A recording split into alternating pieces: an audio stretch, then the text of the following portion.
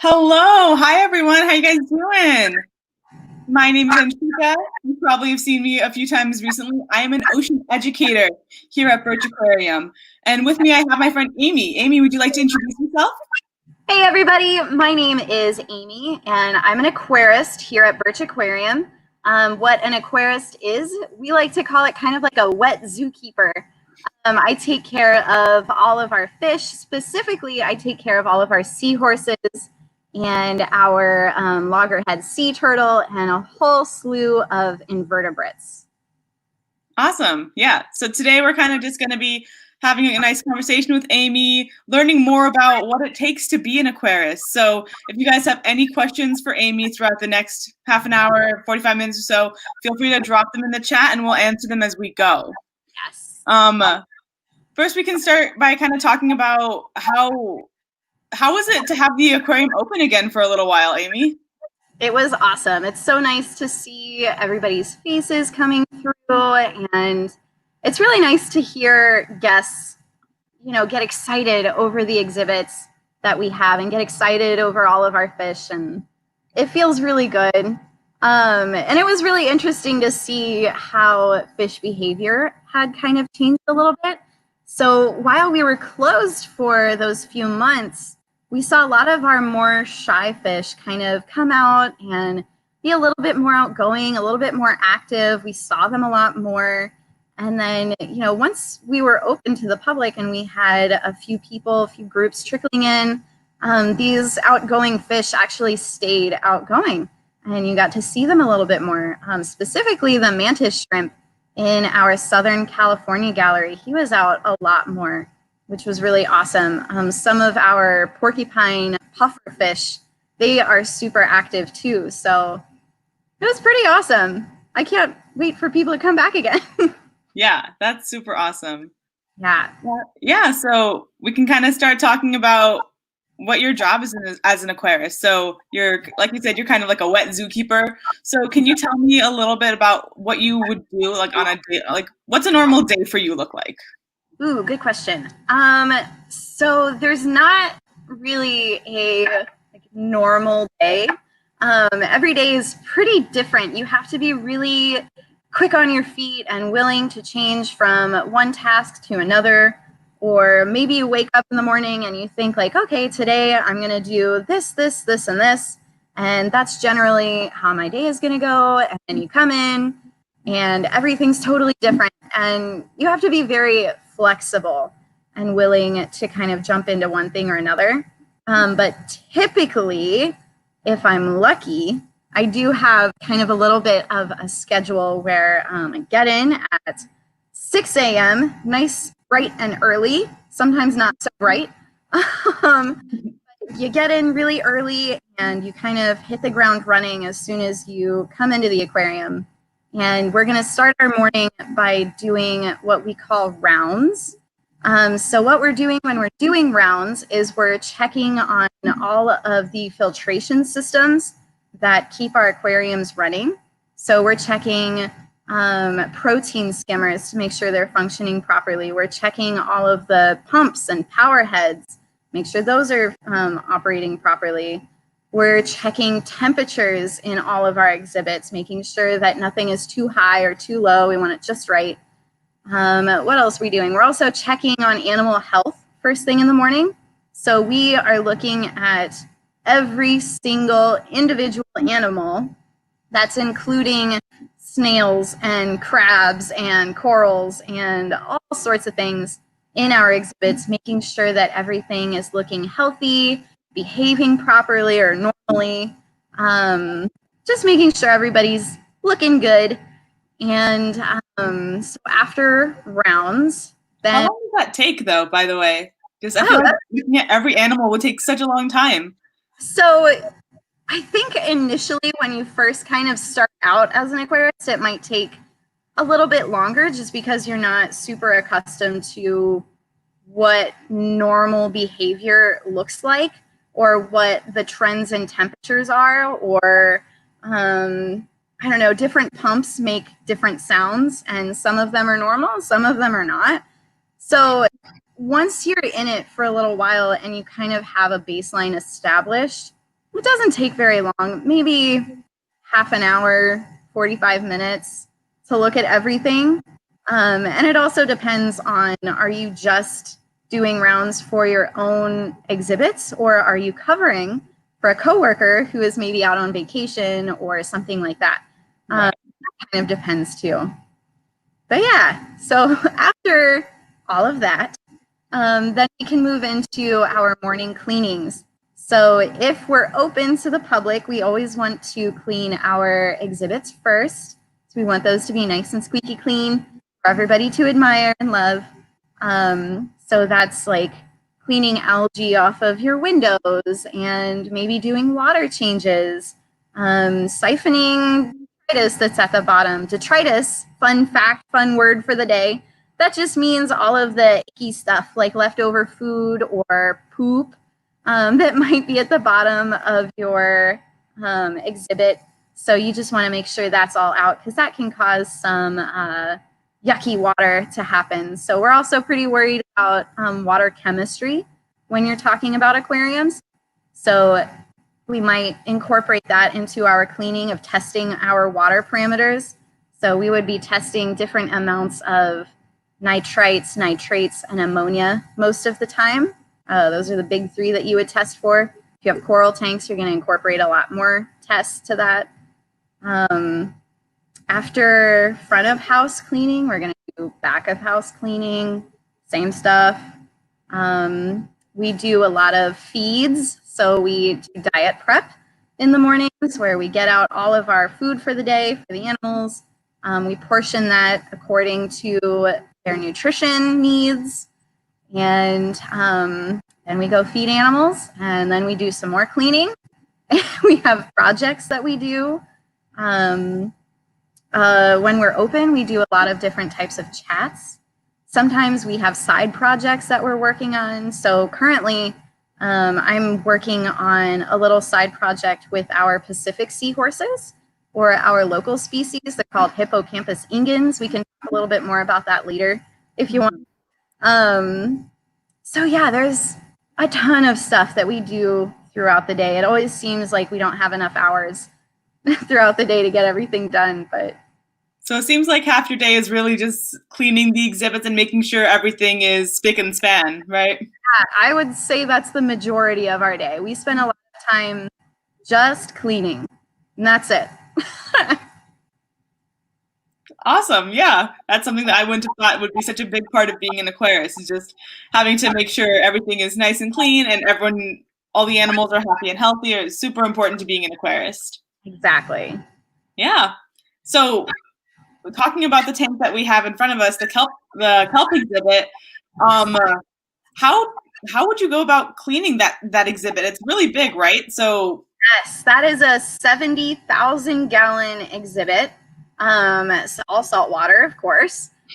So in this exhibit, we scuba dive a few times a week, actually. So if, like, for example, in the summertime, the water is a little bit warmer, so usually there's a little bit more algae growth. So algae just needs nutrition and sunlight to go crazy. So during the summertime, it's a little bit more work because it's an open top. So it's actually open to sunlight and rain and things like that, which is really awesome. It's a very natural habitat.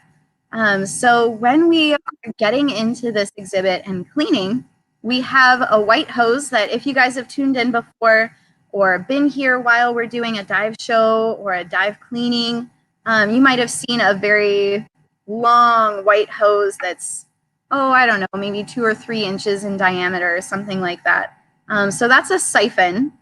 And what that does is basically it just sucks up water and detritus, using that word again, from the bottom of the exhibit. So we're sucking out maybe leftover food or kelp leaves and things like that that have kind of fallen and started to waste away a little bit.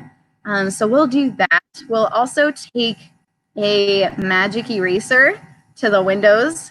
So magic erasers are really nice for us to use on acrylic and glass. So it actually takes off a lot of that hard to get algae. This is not a commercial. But So we'll use that on the windows. Sometimes we'll use scraper blades to get off like hair algae and things that are a little bit harder to get. Sometimes we're planting new kelp in the exhibit. What else do we do? That's pretty much the most of it. We'll go through and pick off maybe some invasive species of algae that come in through the water column from the walls. Yeah, that's kind of the most we do for cleaning. It's actually a pretty easy exhibit, shockingly, because it kind of almost takes care of itself. Not completely, but almost. Mm-hmm. Yeah, so when you're diving in this super large kelp exhibit, what else do you get to do other than clean? Oh, we get to feed. So while we're in there, we like to feed all of our fish. That way we can have eyes on everybody, making sure everybody's getting their proper nutrition. So we feed every single fish from the tiniest little calico or blacksmith or Garibaldi to our eels, all of our horn sharks, swell sharks, our giant black sea bass. So we get to feed all of those guys when we're underwater as well. That's super cool. Is there a way, how can you make sure that every animal gets fed? Because there's so many animals in this exhibit. Is there a way that you keep track of that? Kinda, yeah. So we do a buddy system for all dives. So there's 2 of us that go down, and so one person will usually start siphoning, but still have eyes on what's going on. Meanwhile, the other person is feeding. Sometimes we'll have both of us feed. Lately, we've kind of been doing that a little bit more, where one person will go down and they're kind of in charge of feeding all of the eels and sharks and things like that, while the other person is kind of handling all of the fish, our giant black sea bass.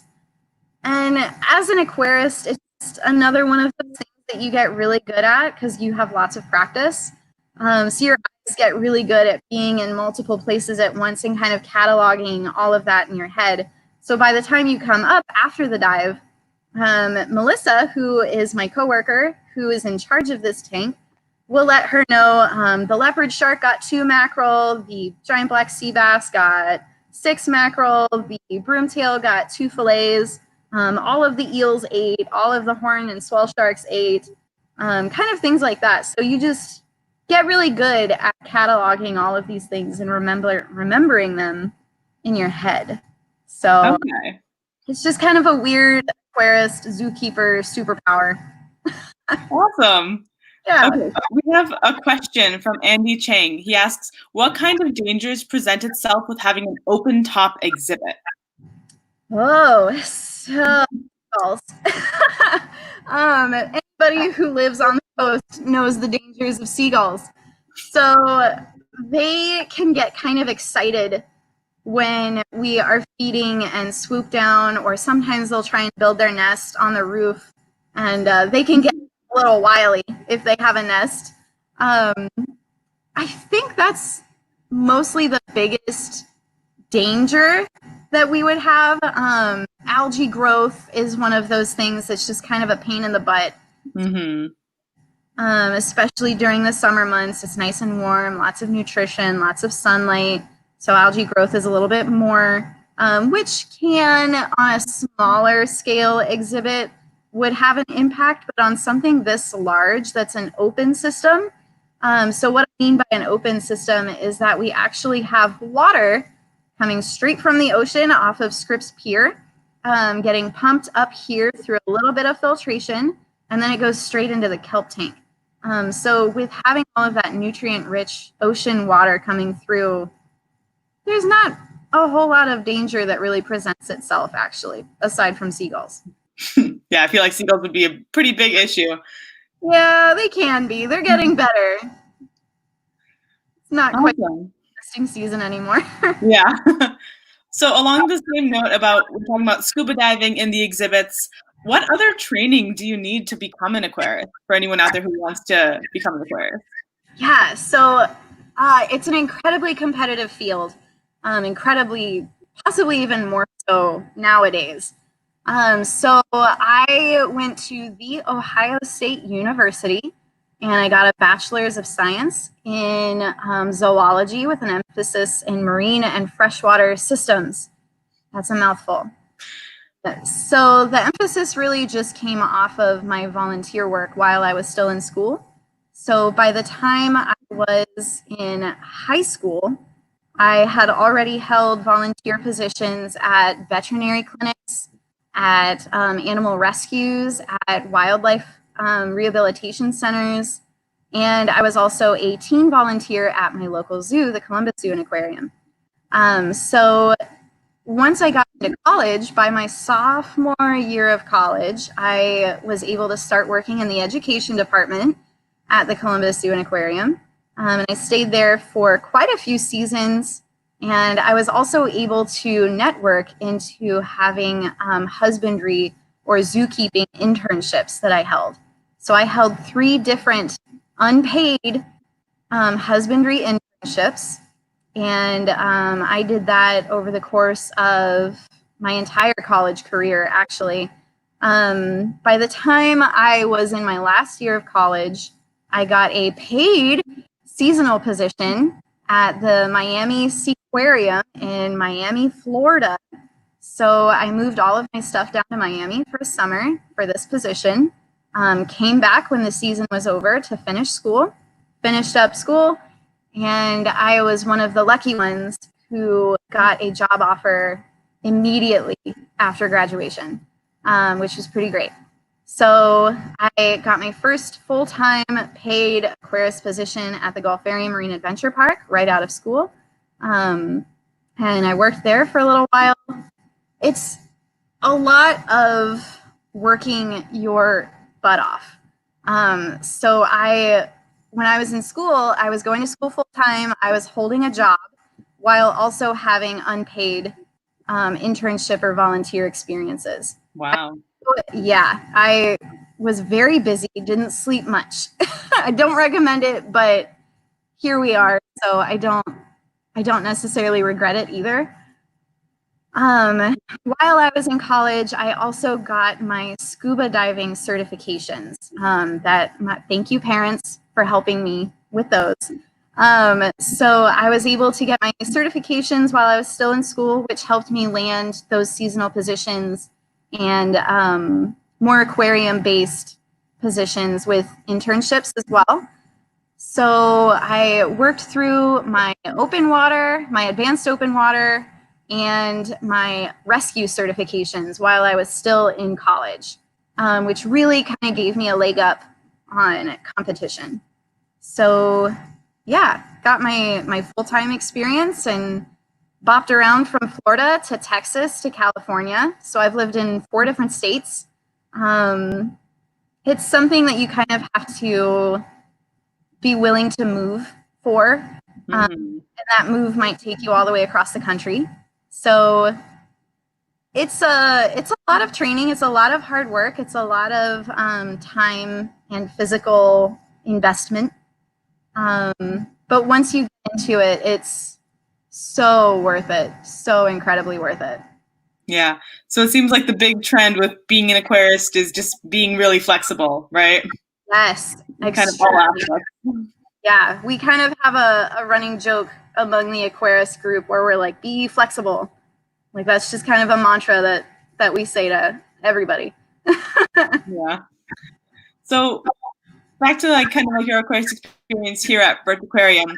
What is your favorite part of being an aquarist here at Birch? Oh gosh, I have a tie between 2 different parts of being an aquarist. Number 1 is all of the scuba diving that we get to do. So we actually do get to go out into the ocean and do scuba diving out in the open water as well as within our exhibits. And it's really nice because here at Birch Aquarium, they really put an emphasis in being a confident, safe scuba diver. So they give us even more rigorous training before we're even allowed to dive as part of this institution. So we will come in with our initial certifications, whether that's through a NAUI or PADI or whatever. And then we get to go through a whole other 2-week intense scuba diving course that is a AAUS scientific diver certification. And they also bring you all the way up through rescue and nitrox and teach you how to do sampling and collecting data and whatnot underwater safely, how to do recoveries and rescues safely. So it's I'm always up for a challenge, and that was very challenging. Probably the most challenging thing that I've done yet in my life.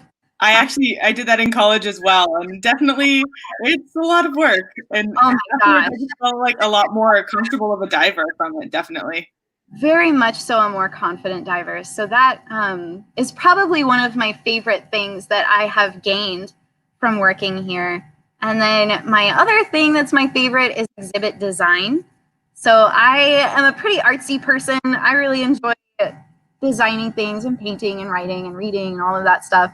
And exhibit design is kind of like a 3D painting almost.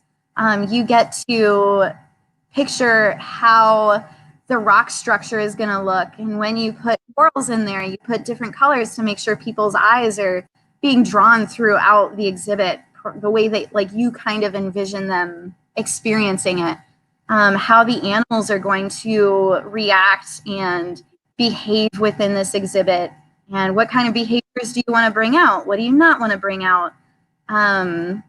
There's just so much that goes into design with exhibits, and it's one of my absolute favorite things to do ever. Yeah, I feel like it's a really great chance to be creative and just kind of explore different aspects of things and just kind of just see. I feel like it also feels really cool to see something that you've thought of come to fruition as well. Yeah, it's really cool. You're tying together biology and ecology with art. And I think that's really just awesome. You get to see it, and then you get to experience other people experiencing your design. So that's always really fun too. Awesome. Okay, so Liam asked a question. He asked, are any of the Aquarist students at UCSD? We have all graduated. So I could be wrong, but I don't think any of the Aquarists went to UCSD. They have gone to UC, but not San Diego specifically. So yeah, it's actually mandatory for a full-time Aquarist to have their degree under their belt already. We do take interns and volunteers who are students, but all of the Aquarists have put in their time at school, no longer students. Yeah, I think it's a great, that's because considering all the internships and things you have to do, I honestly don't know if it'd be possible for an Aquarist to have a full-time Aquarist job while still being a student. I feel like it's definitely very busy. But as an Aquarist, you are constantly learning something new every single day. And to be a student working full-time or even part-time as an Aquarist, it's, oh my gosh, it's just overwhelming to learn everything at school and at work and have to do, all of that stuff. So yeah, I think it would be really hard to do that and have all of that pressure on your shoulders as a student. Definitely. When you're already out of school and you're like, okay, yeah, I can handle the pressure of keeping, 100 or so exhibits alive and thriving. Yeah, definitely needs a lot more attention. Yes. Awesome. Okay. I have another question for you. So all of these amazing animals that we have throughout the aquarium, where do they come from? How do we get them? Yeah, that's a great question. So a lot of our animals, we actually kind of trade with other facilities, other zoos and aquariums. So for some animals, we have what's called a species survival plan, or an SSP. So for the animals that have that species survival plan, there is a person in charge of that particular species who is mapping out the genetic lineage both from the past and what is to come in the future. So let's use the lined seahorses, for example, they have a species survival plan. So there's one person called a stud bookkeeper who knows all of the genetic information of every population of lined seahorses in the United States. Wow. It's insane. That's so much work. But because they know all of that genetic information, they make recommendations on breeding. So we're able to say, hey, Monterey Bay Aquarium, you guys have a genetic population of lined seahorses that are super compatible with our population of lined seahorses. So the stud bookkeeper is going to recommend that either we send them our population or they send us theirs. And then we breed, and we have a very robust genetic lineage of lined seahorses so that we don't have to collect from the wild. We're kind of alleviating pressure from wild populations by breeding in-house or trading amongst ourselves. There are some animals that we do collect from the wild. For example, we have a lot of invertebrates that we use for education programs. So we'll go out tide pooling. We go through a pretty vigorous permitting kind of process with U.S. and California Fish and Wildlife. So we have to get all of these permits in order to collect responsibly from the wild. So we'll get in crabs and things like that we can use in our exhibits, as well as with outreaches, which is really awesome. So yeah, hopefully that answers your question. Yeah, definitely. It's really cool to see how many different places that our animals come from, and how much conservation effort goes into protecting a lot of these populations. Yeah, every animal that you see in an AZA accredited zoo or aquarium has been responsibly sourced, whether that's trade. Most of the time it's going to be trading with other facilities, which is really great. We all have a network that we kind of talk to each other and make arrangements, and those stud keepers have a huge job. So it's really awesome to see how all of that kind of fits together. Yeah, definitely. Cool.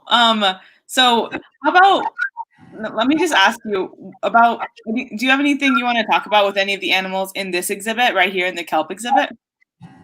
Yeah, so I think one of the funniest, most, I don't know the right word. They have the most personality.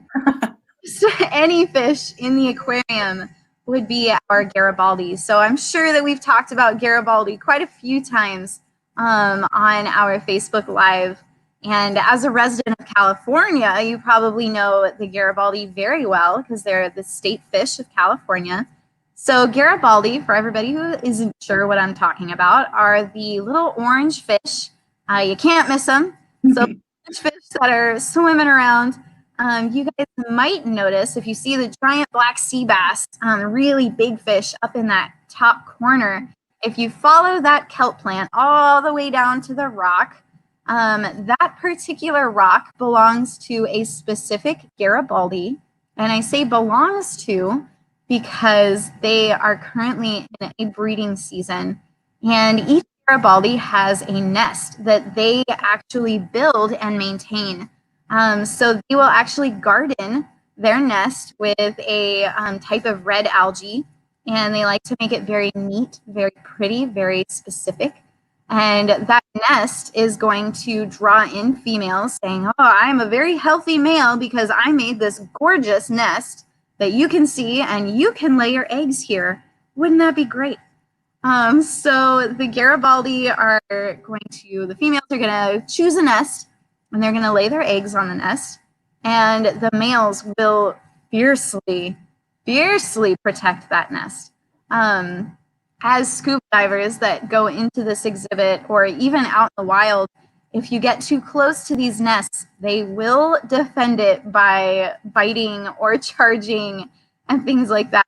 They're surprisingly strong. If you ever watch our dives on the kelp cam, you might notice that this particular Garibaldi at that rock, oh, he's there now. Of course. If you keep watching him, you'll see him kind of shoo away other fish that get too close. So we actually do raise Garibaldi here. So when we get there and we see eggs that are more developed, they'll kind of turn like a really pretty silver color. So we will actually use a very scientific tool, a turkey baster. And we will suck up all of those eggs and we will put them into a bottle. Usually it's like a liter bottle or so. And we'll put them in there and we'll cap it and we'll bring it up to the surface with us. And from there, we will put it in a specialized tank for raising fry or baby fish. And then we'll raise them, which is really cool. Yeah, that's really cool. How often do we find eggs in the kelp exhibit? Pretty much every time. Wow. Yeah, they're very productive. And we have multiple nests going in there. So each male, some males are better nest builders than others.